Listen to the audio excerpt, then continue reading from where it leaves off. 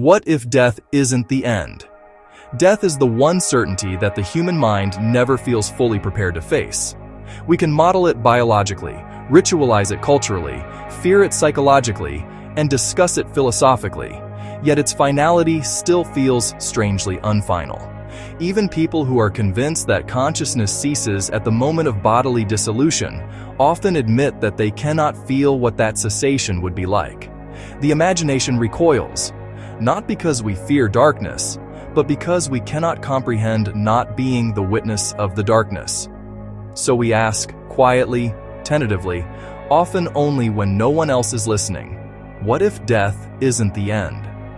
This question is not merely metaphysical speculation. It has real stakes.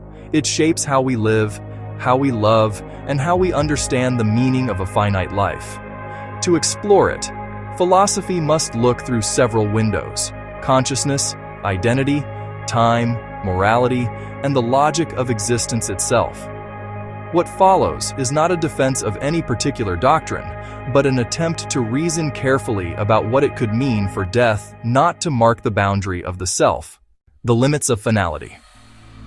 We often speak of death as a firm border, a cliff edge beyond which everything falls into incomprehension. But philosophically, the end is not a straightforward concept. When we say something ends, we usually mean that a process or experience ceases relative to an observer within the same system. A book ends, an era ends, a conversation ends, but the observer must still exist for that ending to be recognized. In death, the observer is the subject whose continuity is in question. We cannot say consciousness ends the way we say a movie ends, because there may be no one to note its ending. This is why philosophical discussions of death often shift from finality to continuity. Death may not be the end in a narrative sense, because there is no narrative voice present to close the book. This does not logically imply continuity of consciousness. It only shows that the ordinary language of endings doesn't quite fit the case. The fact that we struggle to imagine death, even hypothetically, indicates a more profound mystery: our inability to imagine not imagining. Consciousness as a non-local phenomenon. A central question is what consciousness is and whether it depends entirely on a physical substrate. Materialism holds that consciousness arises from the brain in the same way that heat arises from friction. Remove the mechanism, and the phenomenon vanishes. Dualism holds that conscious experience is not reducible to physical states. Neutral monisms and panpsychisms propose more intricate relationships. But even within physicalism, cracks appear. Consciousness is unlike any other observable property. It has no external signs except the behaviors it correlates with. We cannot detect it directly with instruments. We infer it from subjective reports. Its existence is known more deeply than anything physical, because the physical world is known by it. Philosophers like Galen Strawson argue that if consciousness is irreducible, it cannot simply disappear. Its mode of existence must change, not vanish into nothingness. Suppose consciousness is not merely a byproduct, but a fundamental aspect of reality, something akin to space, time, or energy. In that case, a personal identity might be a local arrangement of an underlying universal phenomenon. In this model, death dissolves a particular configuration, but not the underlying field. This does not give us personal immortality in the sense of preserving memories or personality. Still, it does suggest that consciousness itself continues in some form, like a wave collapsing while the ocean remains. The continuity problem. What makes you you? Even if consciousness continues, the philosophical question becomes, would it still be you? Memory as identity. Many argue that memory is the soul of identity. If you lost all memory tomorrow, would the resulting person be you? Some say no, others say yes, because biological continuity or psychological disposition remains. In death, all typical continuity, memory, personality, and neurochemical patterns seem to cease. But consider dreams. Every night, we lose the continuity of waking memory. We move through worlds in which we do not remember our waking lives, yet the dream self is still us in some implicit way. Identity here is not memory, but a point of view. identity as a perspective. Derek Parfit famously argued that identity is less important than psychological continuity. He suggested that personal identity is not a deep fact, only a pattern.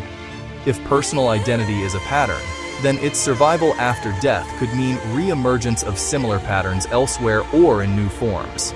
Identity may be less like a numerical constant and more like a melody that can be played again under different conditions.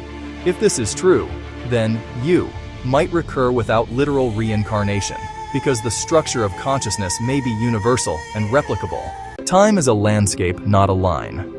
Another way death might not be the end is if time itself does not behave as our intuition suggests. Many physicists view time as a dimension, meaning that every moment exists equally. Past, present, and future are locations rather than a flow. If this block universe view is correct, then the moment of your life is eternally inscribed in spacetime. You do not cease to exist.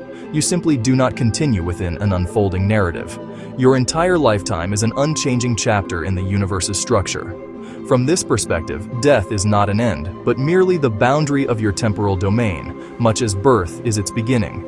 This does not offer a future after death, but it provides a kind of eternal existence. Your experiences are always there, always real, always present in the tapestry of the cosmos. The self that lived your life is not annihilated. It is fixed in time. The moral and existential landscape of more than nothing. Suppose death is not the end.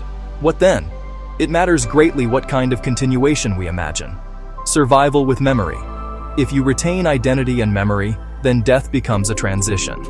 Many religious traditions adopt this view. Personal immortality, reincarnation, and resurrection. The moral implications are clear. Actions have long-term consequences beyond one lifetime, and existence is a prolonged narrative of becoming. Survival without memory. If consciousness persists but memory does not, then death becomes a reset rather than annihilation. This may be philosophically similar to reincarnation without karma. A new experience begins without the baggage of the previous self. Continuity of the field, not the person. If consciousness is fundamental and indestructible, but you are not, then death returns your awareness to a universal pool. This can be comforting or troubling, depending on how strongly one clings to individuality. It suggests a cosmic unity. Everything that feels through variations of the same underlying consciousness. Eternal recurrence. Nietzsche proposed that because the universe might be finite in structure but infinite in time, every possible configuration, including your life, could repeat infinitely. In such a universe, death is not an end, but a recurring pause in an endless cycle of identical rebirths. The psychological meaning of not the end. Regardless of metaphysical models, the idea that death isn't the end affects how we live. The fear of non-existence. Many philosophers argue that humans don't fear death itself, but the idea of non-existence. If non-existence is incoherent because we cannot experience it, then fear of death becomes fear of the unknown, not fear of nothingness. If death is a transition, even to something radically different, it becomes less terrifying. We may fear pain, loss, or transformation, but not the void. The weight of choices. If consciousness in some form continues, choices acquire greater significance. But paradoxically, if consciousness is fundamental and universal, some find a sense of peace. One is never entirely lost. One is part of something immeasurably larger. The value of life. In both scenarios, death as transformation or death as return to the universal, life becomes profoundly meaningful. Its finitude makes it precious, and its possible continuation gives it mystery. Between the known and the unknown, we find a reason to live attentively. The ethical dimension. How should we live if we do not end? Metaphysical beliefs influence ethics. If death is not final, moral life might be shaped by extended consequences or by a sense of deeper connection to all conscious beings. If we continue individually, then moral responsibility deepens. One's actions ripple into futures where the self continues to exist. If consciousness is shared, then ethics becomes relational. Harming others is harming oneself in a different form. Compassion becomes a metaphysical necessity rather than a moral option. If our lives are eternally etched in time, then living well is living eternally well. Every moment is a permanent contribution to the architecture of reality. The silence of death. Perhaps the most humbling possibility is that death does reveal something, but not through return, reincarnation, or cosmic memory.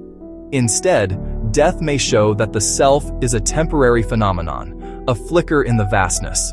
When the flicker ends, the universe continues, not diminished by our absence. But even in this stoic perspective, death isn't exactly an end.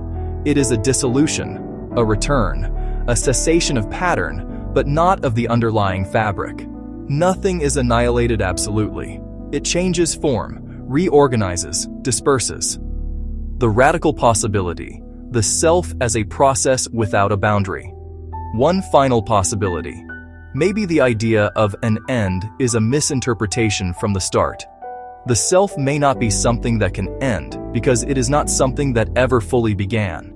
It may be a brief configuration of biological, psychological, and cultural processes, no more an entity than a storm is. Storms rise and fade, but the atmosphere continues. In this model, you are a temporary expression of something ongoing, and your disappearance does not erase the forces that produced you. Under this view, death is not the end because there is no discrete self for which an end could be meaningful. There is only transformation, living in the shadow of the infinite. What if death isn't the end? Philosophy cannot give certainty, but it can show us that the assumption of finality is not as inevitable as it seems. Consciousness may be fundamental. Identity may be a pattern, not a fixed self. Time may preserve our existence eternally. The universe may recycle experience in ways we cannot imagine. The self may be part of a continuous, boundaryless field.